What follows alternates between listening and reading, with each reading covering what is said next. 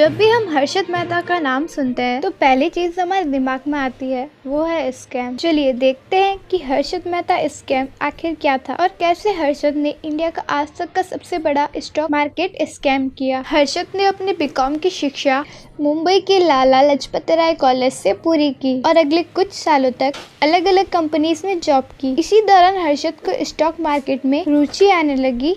फिर हर्षद ने अपनी जॉब छोड़कर बी अंबालाल ब्रोकर को ज्वाइन किया। बाद में वो स्टॉक ब्रोकर जयल शाह और नंदालाल सेठ का स्टॉक ब्रोकर बना। 1984 में हर्षद ने अपने भाई के साथ मिलकर grow more research and asset management company में भी स्थापना की और बीएसई का ब्रोकर बनके अपना ब्रोकिंग का बिजनेस स्टार्ट किया। हर्षद मेहता ने अपने इस स्कैम में आरएफ यानी रेडी फॉरवर्ड डील का उपयोग किया। बेसिकली गवर्नमेंट अपने कुछ खर्चे उठाने के लिए यानी एक्सपेंसेस कवर करने के लिए सिक्योरिटीज इशू करती है जिन्हें गवर्नमेंट सिक्योरिटीज कहते हैं, जैसे कि गवर्नमेंट बॉन्ड्स, जिसके थ्रू गवर्नमेंट अपने एक्सपेंसेस कवर करने के लिए पैसा उठाती है और उन पैसों के बदले में गवर्नमेंट सारे इन्वेस्टर्स को कुछ इंटरेस्ट यानी ब्याज देती है और सारी बैंक्स को इन सिक्योरिटीज में कुछ सर्टेन अमाउंट इन्वेस्ट करना बंधन कारक है। जब किसी बैंक को पैसों की जरूरत पड़ती थी तब वो बैंक अपनी गवर्नमेंट सिक्योरिटीज दूसरे बैंक को बेच देती थी और उनसे शॉर्ट टर्म के लिए लोन लेती थी और कुछ दिनों बाद तय किए हुए इंटरेस्ट के साथ पैसा वापस करते हुए अपनी गवर्नमेंट सिक्योरिटीज वापस ले लेती थी। सिंपल भाषा में बात करूँ तो बिल्कुल उसी तरह कि जब आपको पैसों की जरूरत होती है तब आप ज्वेलरी के पास जाकर अपनी ज्वेलरी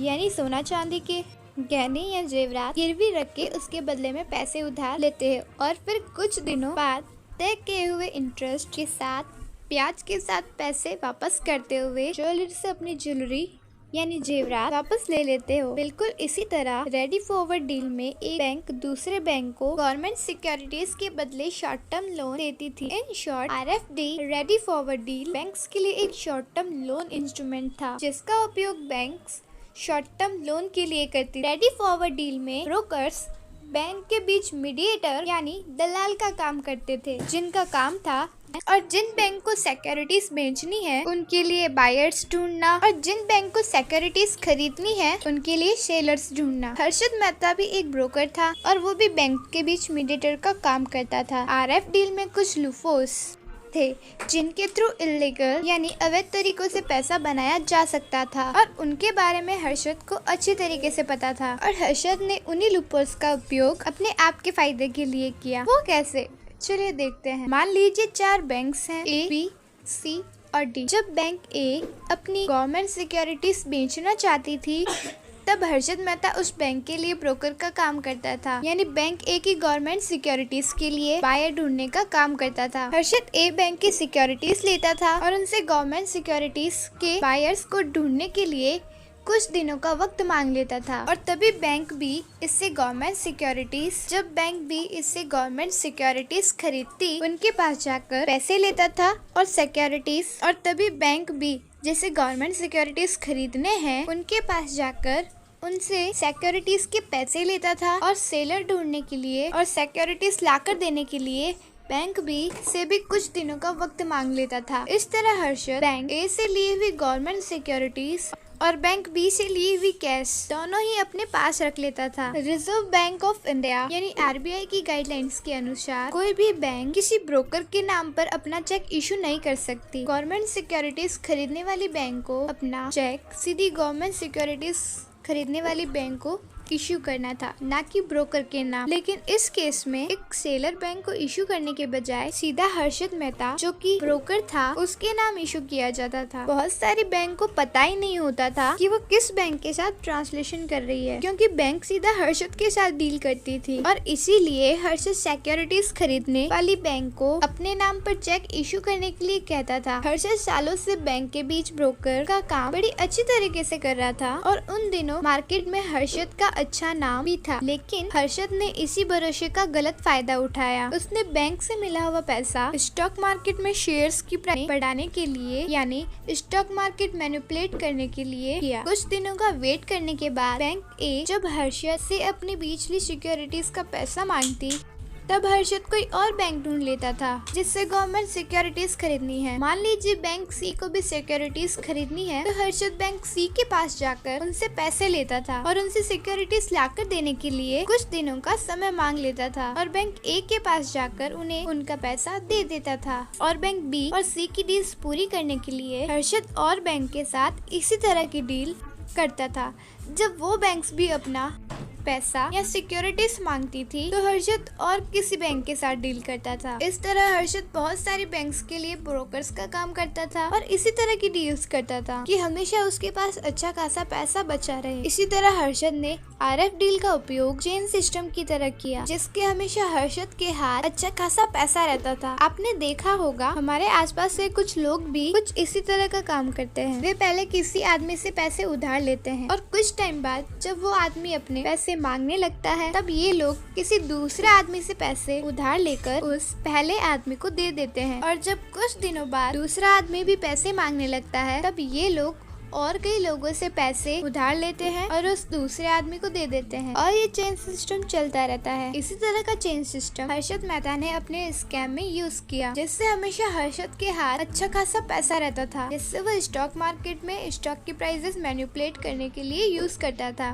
अभी हमने देखा कि कैसे रेडी फॉरवर्ड डील में एक बैंक दूसरी बैंक को शॉर्ट टर्म के लिए गवर्नमेंट सिक्योरिटीज बेचती थी, लेकिन कोई बैंक दूसरी बैंक को गवर्नमेंट सिक्योरिटीज बेचती थी तब वो बैंक गवर्नमेंट सिक्योरिटीज खरीदने वाली बैंक को एक्चुअल में गवर्नमेंट सिक्योरिटीज नहीं देती थी बल्कि एक रिसिप्ट देती थी जिससे बैंक रिसिप्ट यानी BR कहते थे और उस बैंक रिसिप्ट से ये कंफर्म होता था कि गवर्नमेंट सिक्योरिटीज सेल हो गई है और गवर्नमेंट सिक्योरिटीज बेचने वाली बैंक को उसके पैसे मिल गए हैं। जब हर्षद को स्टॉक मार्केट मैनिपुलेट करने के लिए और शेयर की प्राइसेस बढ़ाने के लिए और ज्यादा पैसों की जरूरत पड़ने लगी तब हर्षद ने अपना ये स्कैम एक स्टेप और आगे बढ़ाया। इस बार तो हर्षद ने सारी हदें पार करते हुए कुछ बैंक की मदद से नकली बैंक रिसिप्ट बनाई और उन्हें इस्तेमाल करना शुरू किया और जब गवर्नमेंट सिक्योरिटीज खरीदनी होती थी उन बैंक को हर्षद फेक बैंक रिसिप्ट देता था और बैंक ये समझकर हर्षद को पैसा देती थी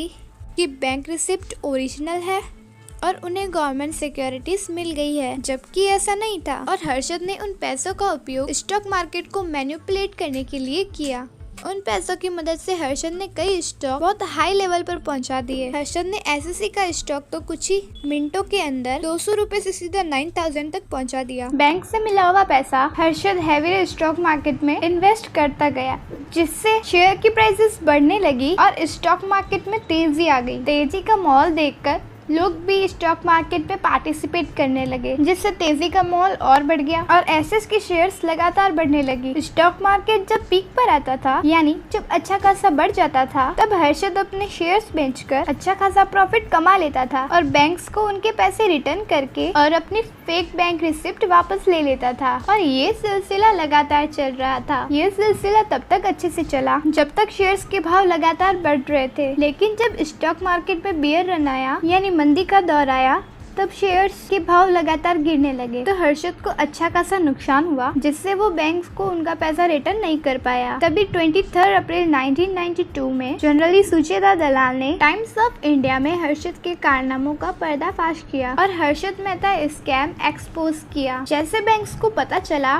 कि हर्षद की दी हुई बैंक रिसिप्ट तो झूठी है जिनकी कुछ वैल्यू ही नहीं है और उसके बदले में हर्षद ने उनसे करोड़ों रुपए लिए थे। बैंकिंग सिस्टम को करीब 3 से 4000 करोड़ का नुकसान हुआ था जो कि उस टाइम बहुत बड़ी कीमत थी। जब ये स्कैम एक्सपोज्ड हुआ था तब स्टॉक मार्केट बुरी तरह से क्रैश हुआ था। बहुत सारे इन्वेस्टर्स को नुकसान हुआ था। विजया बैंक के चेयरमैन जिन्होंने हर्षद के नाम चेक इशू किए थे उन्होंने ये स्कैम एक्सपोज होते ही सुसाइड कर लिया। फिर बैंक्स हर्षद से अपने पैसा मांगने लगी, लेकिन बियर रन के कारण और मार्केट क्रैश होने के कारण हर्षद को बहुत सारा लॉस हुआ था जिसकी वजह से हर्षद बैंक को बहुत सारा पैसा रिटर्न नहीं कर पाया। ये स्कैम एक्सपोज होने से पहले किसी को भी हर्षद के इस काम की और इस टेक्निक की भनक तक भी नहीं थी। CBI ने 9 नवंबर 1992 को हर्षद मेहता को अरेस्ट किया। हर्षद मेहता पर 600 civil action suit, 70 criminal cases के चार्जेस थे। सेक्युलेटर मार्केट रेगुलर सेबी ने हर्षद को हमेशा के लिए स्टॉक मार्केट में इन्वेस्ट करने के लिए बैंड कर दिया था। हर्षद मेहता को थाने जेल में रखा गया था। एक रात हर्षद को छाती में दर्द होने लगा, फिर उसे थाने सिविल हॉस्पिटल में एडमिट किया। 31 दिसंबर 2001 की रात दुनिया नए साल का जश्न मना रही थी और वहीं हर्षद